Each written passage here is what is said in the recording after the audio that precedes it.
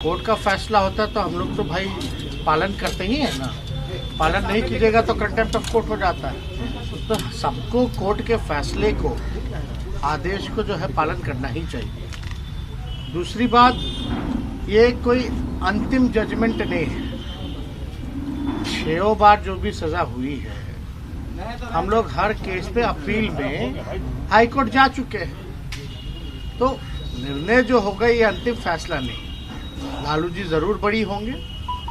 High court है, high court नहीं तो जो जुडिशियल जो स्ट्रक्चर जो होता है, हाई कोर्ट के बाद जो है सुप्रीम कोर्ट होता है। कई बार आप लोगों ने देखा होगा निचली अदालत का जो फैसला होता है हाई कोर्ट में गलत हो जाता है। या कई बार हम लोगों ने कई चर्चाओं को, कई विषयों को देखा है कि भाई हाई कोर्ट में जो फैसला हुआ सुप्रीम कोर्ट में पलट जाता है।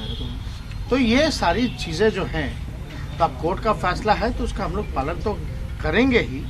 लेकिन आपको एक देश की जनता यही ना देख रही है कि भाई ये तो आज़ादी जब से मिली है और अब तक लगता है कि एक ही घोटाला हुआ है और कोई घोटाला किसी को दिखाई नहीं, और एक ही नेता हैं जिनको सजा हुई है,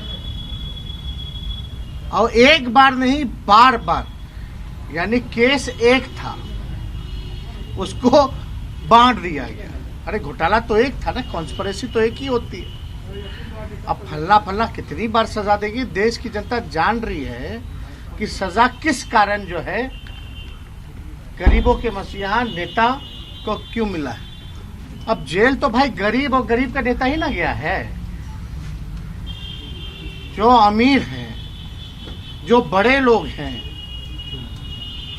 या उनके बड़े लोगों के जो नेता हैं, उन पे कभी कार्रवाई हुई है क्या?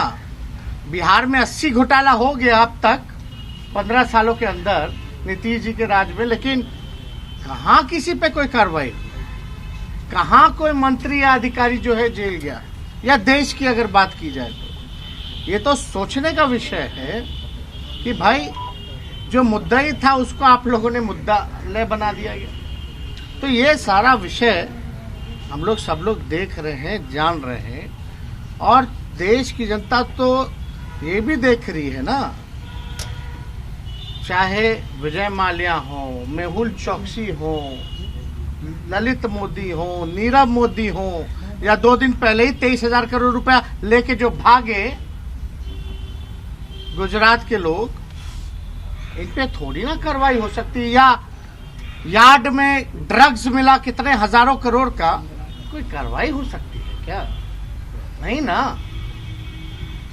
तो सब लोग तो जानते ही है कि भाई जो सीबीआई, ईडी, इनकम टैक्स मात्र अब बीजेपी का एक पार्टी का प्रकोष्ठ जैसे काम करता है, वही प्रकोष्ठ के रूप में काम कर रहा है। तो इस पे ज्यादा कोई टिप्पा टिप्पणी नहीं करनी है। ये लोग देख रहा है, और जनता की अदालत सबसे बड़ी अदालत हुई है, और जनता की अदालत में लालू जी कभी भी गुनहगार नहीं थे, ना है, और कभी भी नहीं रहेंगे। जनता ने सर आंखों पे बैठाया है। सबसे बड़ी पार्टी राष्ट्रीय जनता दल, लालू जी की पार्टी, गरीबों की पार्टी, समाजवादियों की पार्टी, जो अमन चैन एकता पसंद करते हैं, उनकी पार्टी। तो बिहार की जनता ने इतना बड़ा वोट बैंक अपना आशीर्वाद दिया, तो इसमें निराश होने की किसी को जरूरत नहीं है। हम लोग हमेशा होपफुल हैं कि ऊपरी अदालत से लालू जी को न्याय जरूर मिलेगा। अब तो आजकल तो कुछ भी कह दीजिए तो केस मुकदमा हुई ना। हम बताइए ना, हम तो पहले भी कहते थे, मेरा बिना मूछ के ही हम पे जब मुकदमा हो गया, चार्जशीटेड हो गए, कैसे हुए? लेकिन जी इसी मामले में कई लोगों को जो है जमानत भी मिली है, आखिर क्या वजह? अरे भाई हम तो कह रहे हैं ना, अभी केस के अगर डिटेल में बात कीजिएगा तो बड़ी लंबी चौड़ी बात हो जाएगी। 24 लोगों को किटल मिला, कुछ लोगों को क्या मिला, नहीं मिला। लेकिन एक बात समझने की जरूरत है कि ट्रेजरी का जो मालिक होता है वो डीएम होता है। लालू जी ने तो आदेश जांच का दिया, लालू जी ने ही ना आदेश दिया, तब ना जाकर के जांच हुआ भाई। तो इसलिए हम कह रहे हैं जब लालू जी ने ही आदेश किया जांच का, सीबीआई को भी सौंपा केस, तो लालू जी ने सौंपा। तो लालू जी ने तो अपना काम किया था मुख्यमंत्री रहते हुए में। अब कौन क्या किया नहीं किया, लेकिन इसमें कोई गुनहगार नहीं पाया गया, केवल मुख्यमंत्री पाया गया। तो थोड़ा हैरान ये करता है, इसलिए तो हम लोग भाई ऊपरी अदालत में गए ना कि हम लोगों को न्याय मिलेगा। तो इन सारी चीज़ों की चर्चा जो है वो होगी। सुशील मोदी दिल्ली में कह रहे हैं कि जस करनी तस भरनी, रोपा पेड़ बबूल का तो आम कहाँ से पाएगा, दिल्ली में लोगों को कह रहे हैं।